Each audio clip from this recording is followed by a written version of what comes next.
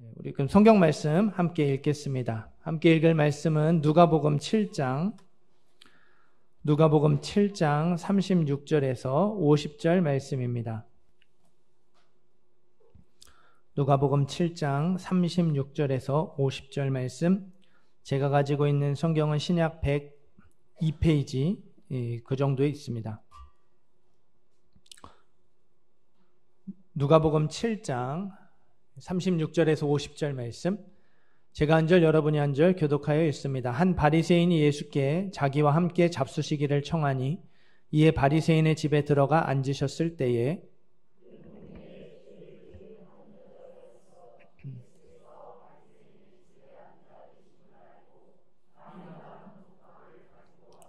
예수의 뒤로 그 발 곁에 서서 울며 눈물로 그 발을 적시고 자기 머리털로 닦고 그 발에 입 맞추고 향유를 부으니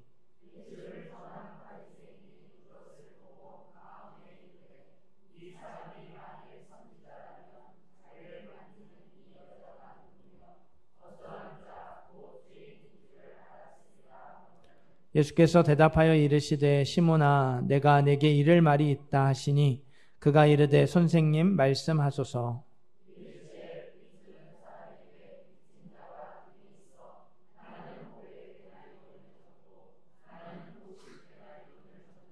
갚을 것이 없으므로 둘 다 탕감하여 주었으니 둘 중에 누가 그를 더 사랑하겠느냐.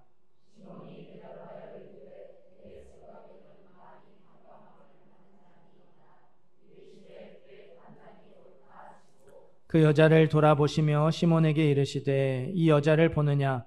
내가 내 집에 들어올 때 너는 내게 발 씻을 물도 주지 아니하였으되 이 여자는 눈물로 내 발을 적시고 그 머리털로 닦았으며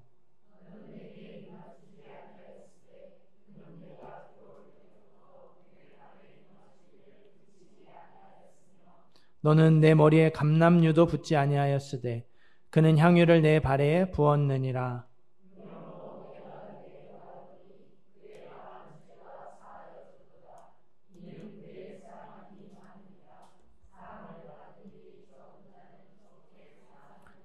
이에 여자에게 이르시되 내 죄 사함을 받았느니라 하시니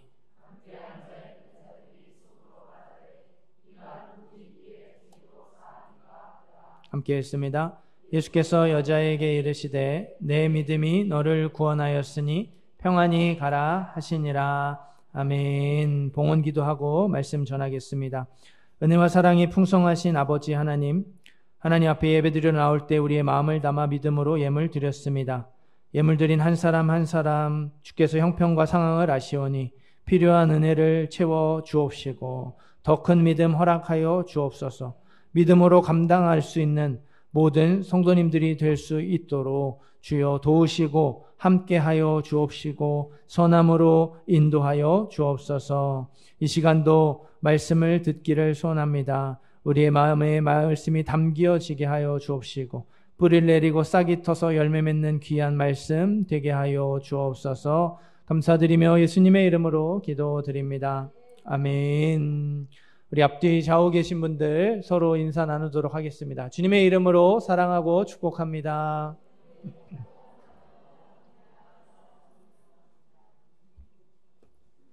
이는 그의 사랑함이 많음이라. 이는 그의 사랑함이 많음이라 제목으로 말씀 전하겠습니다. 오늘 말씀은 바리새인 시몬이 예수님을 자기 집으로 초대하는 것에서 말씀이 시작이 됩니다. 시몬은 그 니고데모처럼 우리 앞에 요한복음에서 살펴봤던 니고데모처럼 사람들의 눈을 피해서 은밀하게 늦은 밤에 찾아오지 않았어요. 평소 가깝게 지내는 동료 바리새인들을 불러놓고 공개적인 자리에서 예수님을 만났습니다. 예수님을 초대한 식사 자리가요, 이렇게 화기애애까지는 아니더라도 나름 괜찮았어요. 분위기가 좋았습니다. 그런데 이제 우리 요즘 친구들은 갑분싸라고 해요. 갑자기 분위기가 싸해진다. 그래서 그걸 줄여서 갑분싸라고 하는데, 그렇게 좋았던 분위기, 나름 괜찮았던 분위기가 순식간에 싸해지는, 순식간에 얼어붙는 일이 일어났어요. 초대받지 않은 손님이 왔기 때문에 그렇습니다. 초대받지 않은 정도가 아니고요. 여기에는 와서는 안 될 사람이 왔어요. 누구일까요? 그 동네에서 죄를 지은 여자였습니다. 이 여자가 움직이는 대로 사람들의 시선이 따라 움직입니다. 죄를 지은 여자가 예수님 발 뒤에 멈춰 섰어요. 그러더니 눈물을 흘리고 그 눈물이 예수님 발에 떨어지죠. 여자가 머리털로 눈물을 닦고 예수님의 발에 입을 맞춥니다. 예수님 발 위에다가 향유를 부어요. 왜 이런 행동을 하는 걸까요? 도대체 무엇 때문에 이 여자는 초대받지 않은 자리에 와가지고 눈물을 흘리고 또 그 비싼 향유를 부어버리는 행동을 하는 것일까요? 우리 37절 말씀을 한 번 더 읽겠습니다. 37절 말씀 읽습니다.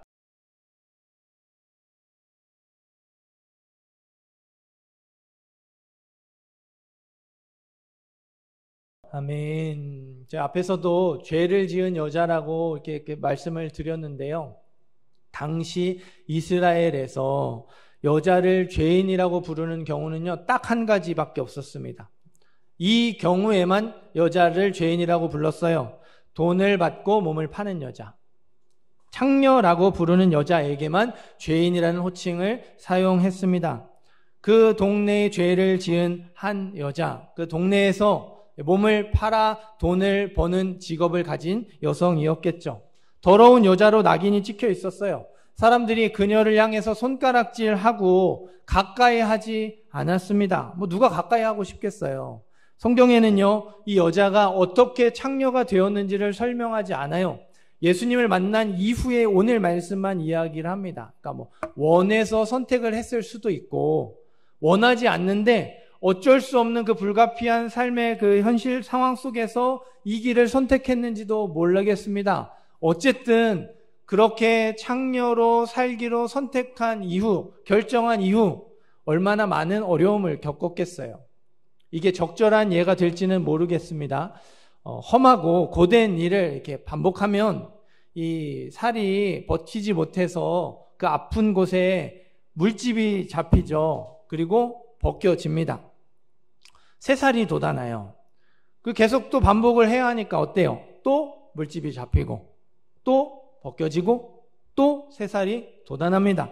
이거를 반복하면 그 아픔에 견뎌낼 수 있도록 딱딱하고 아주 두꺼운 살이 자리를 잡죠. 굳은 살이에요. 여기에도 굳은 살이 있으신 분들 계실 겁니다. 그런데요, 이 굳은 살은요, 손이나 발과 같은 몸에만 생기는 게 아니에요. 우리의 마음에도요, 반복되는 상처와 아픔에 견뎌낼 수 있도록 그 딱딱한 부분, 굳은 살, 마음의 굳은 살이 생겨나요. 그 동네에 죄를 지은 한 여자라고 했습니다. 이 여자에게도요, 마음에 굳은 살이 있었어요. 사람들이 자기를 뭐라고 부릅니까? 더러운 여자라고 부르잖아요. 더러운 여자라고 손가락질하면서 가까이 하지 않잖아요. 그게 이 여자에게는 마음의 큰 상처이고 큰 아픔이었습니다. 비난과 정죄의 눈초리, 저주하는 말, 집단 따돌림, 때로는 여인의 몸으로 감당하기 힘든 폭력까지. 그러니까 상처가 아물기도 전에 또 상처받는 일이 반복되니까 이 여자의 마음이 딱 굳은 살처럼 딱딱하게 굳어져 버리는 거예요. 이 여자가 사람들의 비난으로부터 상처받지 않기 위해서 선택한 방법, 자기 자신을 포기해 버리는 거였어요. 스스로를 더러운 여자라고 생각하고 스스로를 무가치한 인생으로 생각했습니다. 그러니까 내가 그런 사람이라고 인정하고 내가 그런 사람이라고 아예 나를 학대하니까 누가 뭐라고 해도 그게 기분 나쁘지 않은 거예요. 마음의 굳은 살은요, 포기라는 이름으로, 체념이라는 이름으로 한 사람의 인생을 비참하게 만들었습니다. 자, 여러분은 어떠신가요? 이 이야기가 그냥 남의 이야기처럼 들리시나요? 아니면 자기의 이야기처럼 들리시나요? 오늘 말씀에 나오는 여자의 이야기는요, 우리 모두의 이야기이기도 합니다. 정도의 차이만 있을 뿐이죠. 우리에게도 이 체념하고 포기하며 살아가는 부분이 있어요. 마음에 이 딱딱하게 굳어진 부분들이 있습니다. 그게 이 여자처럼 평생 지울 수 없는 상처일 수도 있습니다. 여전히 해결되지 않는 문제일 수도 있고요. 평생 안고 가야 하는 문제, 해결되지 않을 거기 때문에 내가 죽을 때까지 지고 가야 할 짐일 수도 있어요. 어떤 분에게는 계속되는 실패의 연속일 수도 있습니다. 나타나는 모습은 다 다르겠지만요. 아물지 못한 상처로 아파하고 괴로워하고 절망하며 낙심하는 자리가 우리에게도 있죠. 무력하게 주저앉아 있고 포기해버린 자리들이 있어요. 우리 모두에게 마음에 굳은 살이 있는 겁니다. 우리 누가복음 5장, 이거 조금 앞쪽으로 가셔서요. 누가복음 5장 30절부터 32절 말씀. 성경 한두 페이지만 앞으로 넘어가시면 될 것 같아요. 누가복음 5장 30절에서 32절 말씀 함께 읽겠습니다.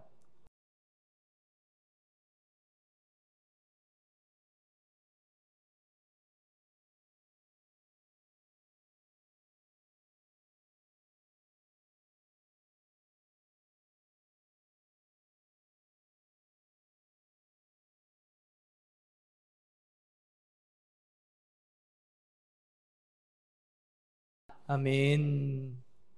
성경이 이 여자가 이 자리에 있었다 정확하게 말하지 않기 때문에 잘 모릅니다. 그러나 이 자리에 있었을 가능성이 매우 높다고 생각해요. 그래서 이렇게 사람들은 이 여자를 가까이 오지 않고 있었는데 함께 그녀를 한 인격체로 존중하며 찾아오셔서 함께 먹고 마시고 또 그거를 조롱하며 비방하며 문제 삼는 사람들에게 내가 의인을 부르러 온 것이 아니라 죄인을 부르러 왔다. 그녀를 한 사람으로 존중해 주셨어요.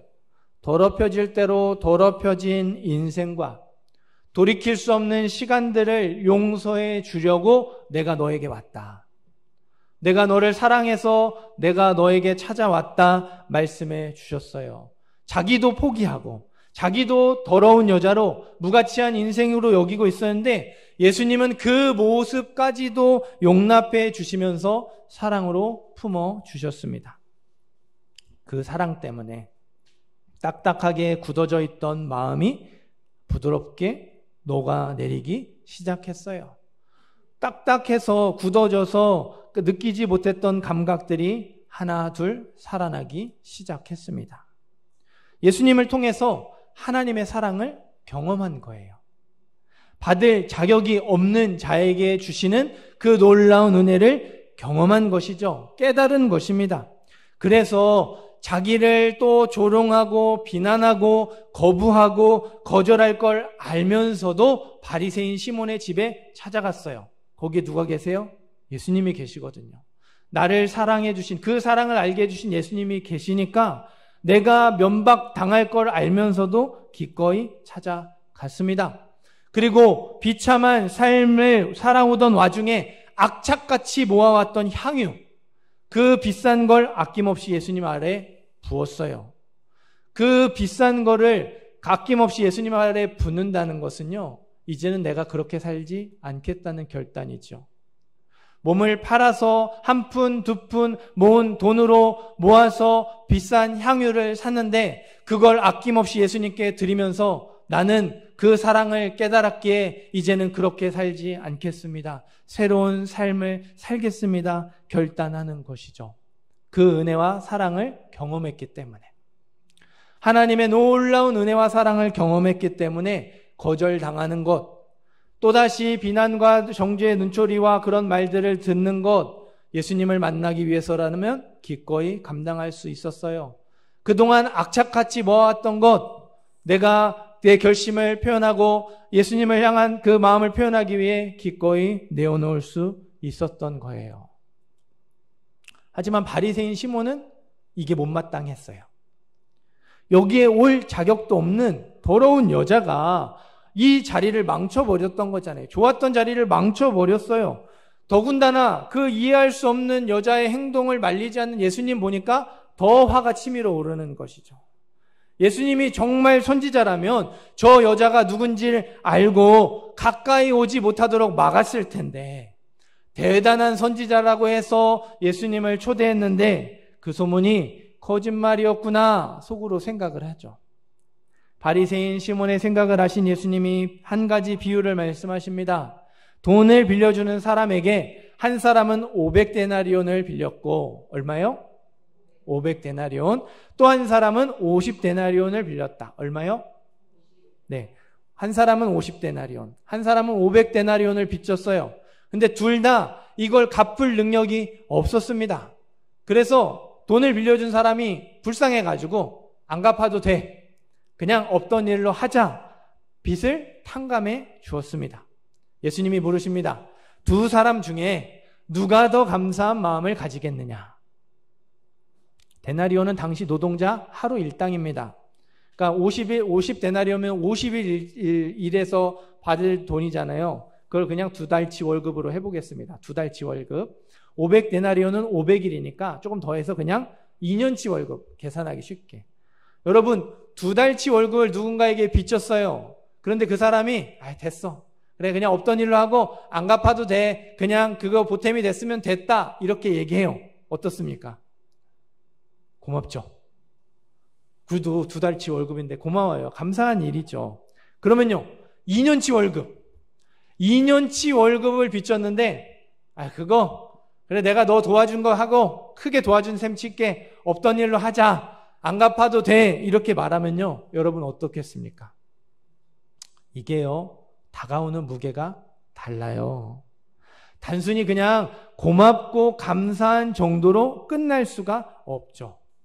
이게 말로 표현할 수 없는 그 감동과 감격이 오랫동안, 그냥 그 순간만 아니라 시간이 지나도 계속해서 생각나고 또 생각나고 마음속에 가득 채워져 있을 거예요. 어떻게든 그 사람에게 이 고마운 마음, 감사한 마음을 표현하고 싶겠죠. 47절 말씀 우리 한 번 더 읽겠습니다. 47절 말씀 읽습니다.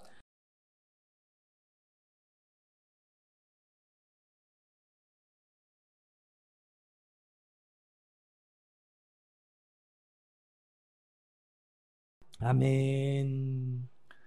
그의 많은 죄가 사하여졌도다. 이는 그의 사랑함이 많음이라. 예수님이 시몬에게 말씀하십니다. 시몬아, 이 여자가 죄인이었다는 것 사실이다. 나도 그걸 알고 있다. 그러면 그녀가 흘렸던 눈물, 내 발에 몇 번이고 입 맞추었던 존경의 표현, 그 비싼 향유를 아낌없이 부었던 헌신, 이거는 어떻게 설명할 수 있을까? 이거야말로 그녀가 그 엄청난 죄의 짐에 눌려왔었다는 걸 보여주는 증거가 아니겠느냐? 그 죄를 용서받은 사실이 너무 감격스럽고 감사하다는 걸 보여주는 표현은 아니겠느냐? 이 여자가 나에게 한 일, 그의 많은 죄가 사하여졌도다. 이는 그의 사랑함이 많음이라. 자기 죄를 용서해 주신 하나님의 큰 사랑에 대한 반응이다. 그렇게 큰 죄를 용서받았는데 다른 사람들보다 더 많이 사랑을 표현하는 것 당연하지 않겠냐 말씀하셨어요. 그러면서 계속 시몬에게 말씀하십니다. 시몬아, 너는 나를 초대했으면서도 나에게 발 씻을 물도 주지 않았다. 입 맞추며 반갑게 인사하지도 않았지. 머리에 감람유를 부어서 기분을 좋게 해주지도 않았어. 너는 나를 초대했는데도 손님으로 대접하지 않았지만 네가 죄인이라고 정죄하는 이 여자가 나를 손님 대접해 주었다. 스스로 깨끗하고 거룩하다고 생각하는 내가 나를 사랑하는 것이 아니라 죄인인 이 여자가 나를 사랑하는 것이다. 그러면서 죄 용서를 선포하십니다. 이에 여자에게 이르시되 내 죄 사함을 받았느니라. 온 동네 사람들이 죄인이라고 손가락질하면서 정죄하던 여자를요, 의인으로 인정해 주셨어요. 더 이상 죄인이 아니라고, 더러운 여자가 아니고 죄 용서를 받은 깨끗한 사람이라고 인정해 주셨어요. 그녀를 가장 많이 죄인이라고 정죄하던 바리새인의 집에서 의인으로 인정해 주셨습니다. 그녀 혼자만 아는 것이 아니라, 그녀와 가까운 가족들만 아는 것이 아니라, 그녀를 손가락질하던 온 동네 사람들이 다 알 수 있도록 공개적으로 그녀에게 선포되었던 죄 용서를 다시 한번 확증해 주셨습니다. 마음에 큰 상처를 가지고 살아가던 여자, 예수님을 통해서 하나님의 사랑과 은혜를 깨달았어요. 감격하고 감사했죠. 기쁜 마음으로 향유를 부어 자기의 마음을 표현하고 기꺼이 헌신했습니다. 그 헌신으로 바리새인 시몬의 집에 향기로운 냄새가 가득 차게 되었죠. 잔치를 연 것은 바리새인 시몬이지만 그 잔치를 아름답게 만든 사람은 바로 이 여자. 이 여자가 그 잔치에서 가장 특별한 손님이었던 거예요. 사랑하는 성도 여러분, 이것이 저와 여러분을 향한 하나님의 큰 사랑, 저와 여러분을 향한 하나님의 큰 은혜입니다. 지치고 상한 마음을 가지고 있는 우리 한 사람 한 사람을 향한 하나님의 자비하신 손길이에요. 하나님은 우리의 어떠함과 상관없이 우리 모습 있는 그대로를 사랑해 주세요. 다시 말씀드립니다. 하나님은요, 우리의 어떠함과 상관없이 우리의 모습 있는 그대로를 다 사랑해 주십니다. 세상은요, 우리의 모습을 우리의 어떠함으로 평가해요. 우리의 외모, 우리의 가진 것, 우리의 말과 행동, 우리가 지금까지 이루어온 것으로 우리를 평가합니다. 그러나 하나님은 절대로 우리를 그렇게 평가하지 않으세요. 우리 그냥 존재 자체로 평가하십니다. 우리가 우리 안에 있는 어떤 것으로, 우리가 살아온 삶의 어떠한 순간들로 인해서 우리 스스로조차 내 인생을 무가치한 것으로, 아무것도 아닌 것으로 여길지라도 하나님은 여전히 우리를 특별하게 여기시고요, 소중하게 여기시고요, 귀하게 여기십니다. 믿으세요? 하나님은 저와 여러분을 위해서 독생자 예수님, 가장 귀한 독생자 예수님을 아끼지 않고 주셨어요. 자기의 모든 것, 자기의 전부를 내어주실 만큼 우리 한 사람 한 사람을 사랑하셨고요. 그만큼 우리를 귀하고 가치 있고 소중하게, 특별하게 여기십니다. 그렇기 때문에 여러분, 우리는요, 하나님 앞에서 진실해야 해요. 우리의 죄악과 부끄러움을, 우리의 그 연약함과 허물을요, 감추지 말아야 합니다. 우리가 이미 포기했던 자리들, 체념해 놓았던 그 삶의 자리들을 하나님께 맡겨드려야 해요. 그리고 무엇보다요, 내가 그렇게 좋은 사람이 아니라는 사실을 겸손히 인정하셔야 해요. 우리가 그렇게 얘기하죠. 나도 알아. 나는 완벽하지는 않아. 하지만 그렇게 또 나쁜 사람은 아니잖아. 나보다 더 이렇게 심각하고 더 나쁜 사람, 더 못하는 사람 얼마나 많은데, 이렇게 우리가 이야기하는데 아니에요. 내 안에 끄집어내면 끄집어낼수록 더러움 투성이라는 사실을요, 마음 깊이 깨닫고 아파해야 해요.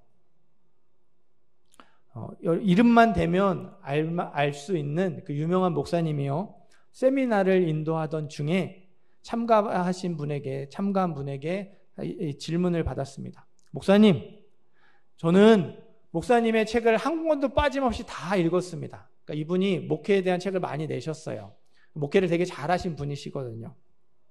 그래서 이 참가자가 이 책을 읽으면서, 아, 이게 진짜 목회구나. 그래, 나도 이렇게 해야 하는데, 이렇게 하고 싶다. 도전을 받지만 또 한편으로 마음이 무너지는 게, 그렇게 할 자신이 없는 거예요.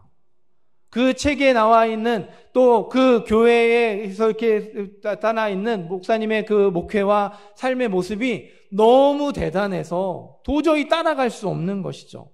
그래서 그렇게 하고 싶으면서도 그렇게 할 수 없는, 하고 싶지 않은 자기를 보면서, 아, 나는 이거밖에 안 되는구나, 항상 이렇게 탄식을 할 수밖에 없었대요. 그래서 이 세미나에 와서 물어보는 거죠. 목사님, 도대체 비결이 뭡니까? 나는 그렇게 하고 싶어도 할 수가 없는데, 목사님은 어떻게 그렇게 대단한 일들을 아무렇지 않게 할 수 있나요? 물었어요. 한참을 침묵하던 목사님이요, 어렵게 입을 열었습니다. 저는 허랑방탕한 알코올 중독자의 도박 중독자였습니다. 심지어는 마리화나, 마약이죠. 마약에도 손을 대었습니다.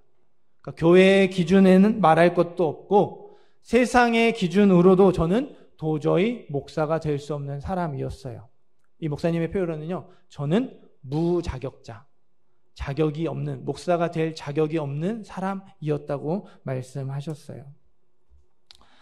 그러나 주님께서는 당신의 보혈로 저를 구원해 주셨을 뿐 아니라 저를 당신의 종으로 세워 주셨습니다. 주님께서 많이 탕감받은 자는 많이 사랑하고 적게 탕감받은 자는 적게 사랑한다고 말씀하지 않았습니까? 오늘 말씀이죠. 저는 세상에서 가장 많이 탕감받은 사람입니다. 그래서 저는 이렇게 살 수밖에 없고 죽도록 그분께 충성할 수밖에 없습니다. 대답하셨대요.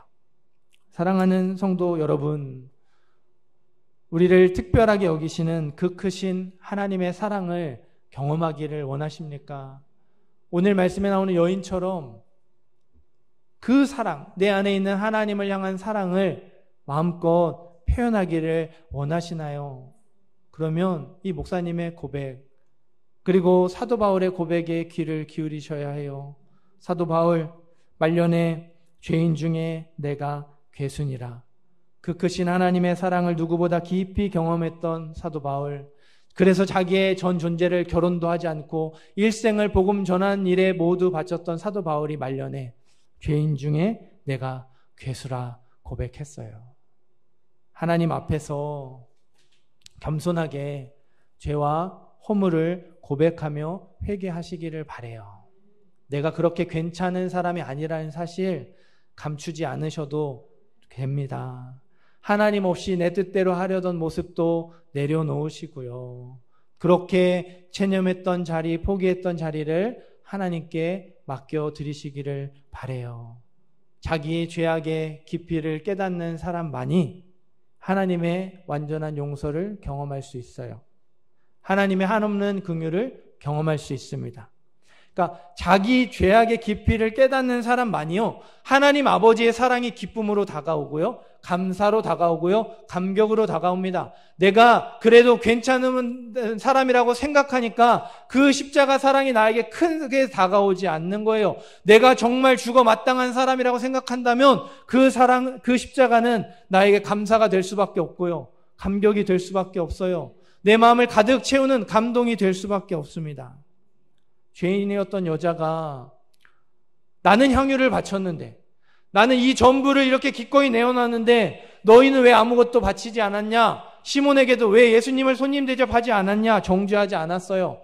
누군가를 판단하지도 않았고요. 내가 이렇게 큰 헌신을 했다고 우쭐대지도 않았어요. 그저 그 사랑에 감사한 마음을 눈물로 표현할 뿐이었어요. 그 감사한 마음을 향유를 깨트리는 행동으로 표현할 뿐이었습니다.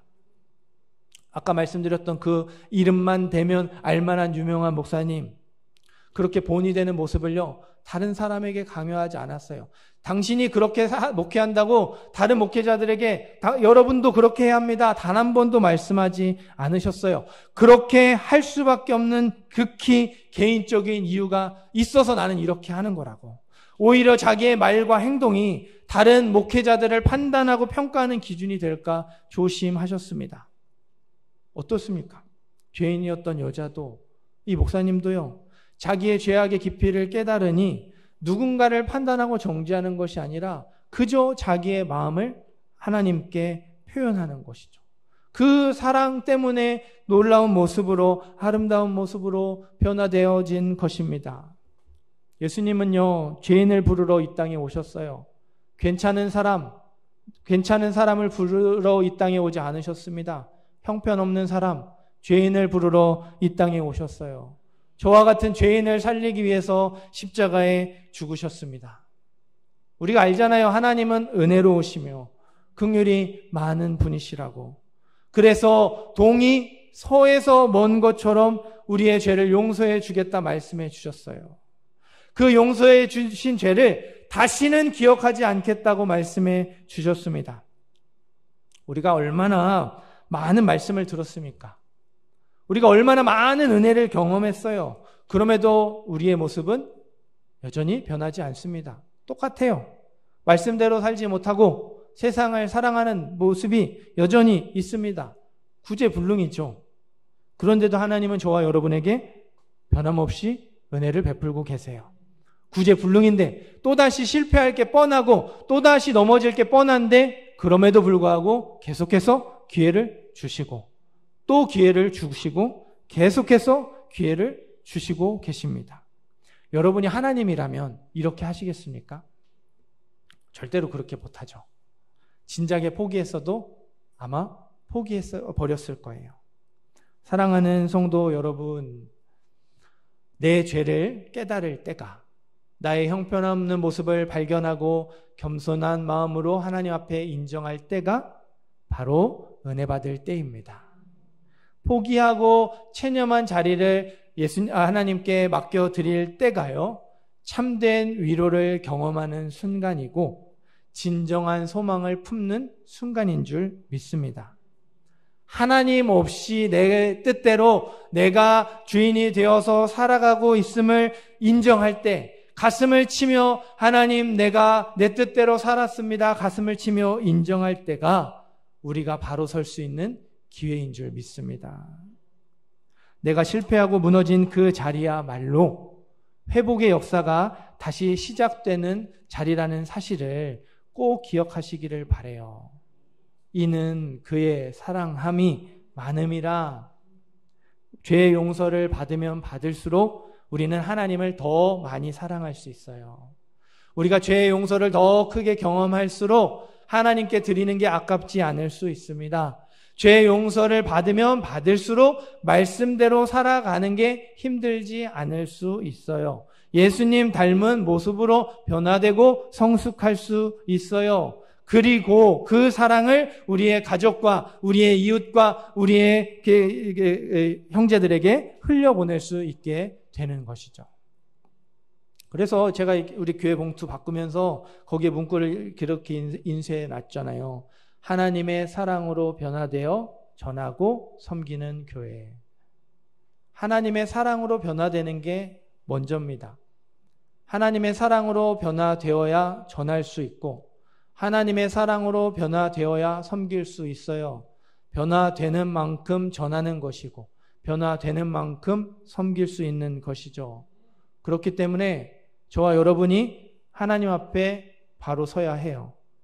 바리새인 시몬처럼 누구의 잘잘못을 가리기 전에요, 우리가 먼저 하나님 앞에 서야 해요. 우리의 마음이 우리를 긍휼히 여기시는 하나님의 사랑으로 채워져야 하고 새로워져야 하고 변화되어야 합니다. 이 자리에서 말씀을 듣고 있는 여러분, 저와 여러분 한 사람 한 사람이 하나님의 사랑으로 변화되고 회복되어야 우리의 가정과 우리의 직장과 우리의 학교와 우리의 교회가 변화될 수 있는 거예요. 내가 변화되어야 된다고 생각하는 그 사람이 바뀌어야 우리의 가정이 변화되는 게 아니에요. 우리의 직장이 변화되는 게 아니에요. 내가 변화되어야 돼요. 내가 그 사랑으로 변화되어야 변화된 나를 통해서 내 가정이 달라지는 것이고 내 직장이 달라지는 것이고 내 학교가 달라지는 것이고 내가 속한 공동체가 달라지는 것입니다. 하나님의 사랑으로 가득 채워진 저와 여러분을 통해서 우리의 가정과 직장과 학교, 우리의 삶의 터전들이 하나씩 아름답게 변화될 줄 믿습니다. 하나님의 사랑으로 변화된 저와 여러분을 통해서 우리 교회가 더 아름답게 세워질 줄 믿습니다. 우리가 믿음으로 살아가는 것, 환난 중에도 기뻐하며 인내하고 하나님을 인정하지 않는 사람들 사이에서 하나님을 왕으로 모시며 살아가는 것, 이게요, 우리의 죄를 용서하시는 하나님의 사랑을 경험하는 것에서 시작이 됩니다. 다른 게 아니에요. 하나님의 사랑을 경험하는 것에서, 내 죄, 내 더러움을 씻어주신 하나님의 사랑을 경험하는 것에서 우리의 신앙생활의 모든 것이 시작돼요. 이 사실을 꼭 기억하시고 마음에 새기는 저와 여러분이 되기를 간절히 소원합니다. 하나님의 사랑에 감격하시고 하나님의 사랑을 깨닫고 경험하시고 하나님의 사랑으로 변화되어지는 저와 여러분이 되기를 소원합니다. 그래서 그 사랑을 우리의 주위의 사람들에게 분명하게 나타내는 모든 성도님들, 모든 예배자들 되시기를 주님의 이름으로 축원합니다.